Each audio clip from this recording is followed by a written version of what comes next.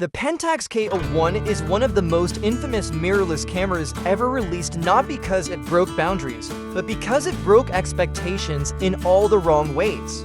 Released in 2012, this camera had one job: to bring Pentax into the growing mirrorless market. But instead of becoming a turning point for the brand, it became a cautionary tale.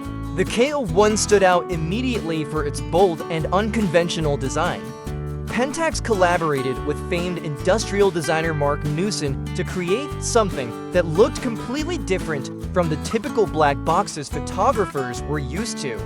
The result, a blocky, colorful, and unapologetically strange-looking body that felt more like a designer's concept model than a practical tool for photographers.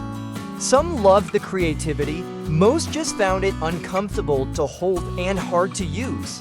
One of the biggest issues with the K-01 was its size. While mirrorless cameras are typically compact due to the lack of a mirror and smaller mounts, Pentax chose to use its traditional K-mount, which was originally designed for DSLRs.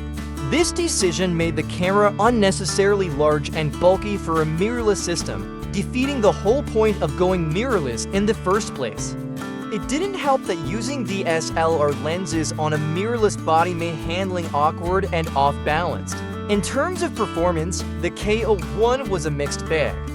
On the positive side, it used a solid 16MP APS-C sensor, the same one found in highly regarded DSLRs like the Pentax K5 and Nikon D7000. Image quality was sharp, dynamic range was strong, and noise performance in low light was respectable.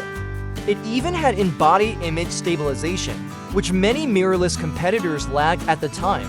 But that's where the good news ended.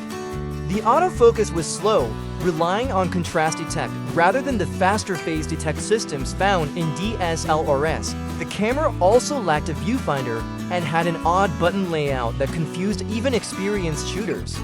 On top of that, the interface was clunky, and the overall shooting experience didn't feel refined. Pentax priced the K-01 at $750 for the body alone at launch.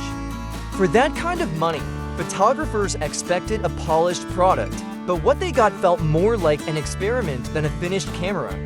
The market responded accordingly. Sales were poor, reviews were lukewarm, and within a year, the K-01 was discontinued. Pentax never seriously revisited the mirrorless space after that.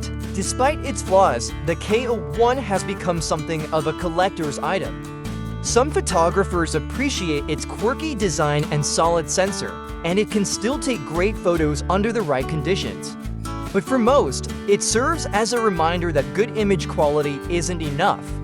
A successful camera also needs to handle well, feel intuitive, and meet the expectations of its target audience.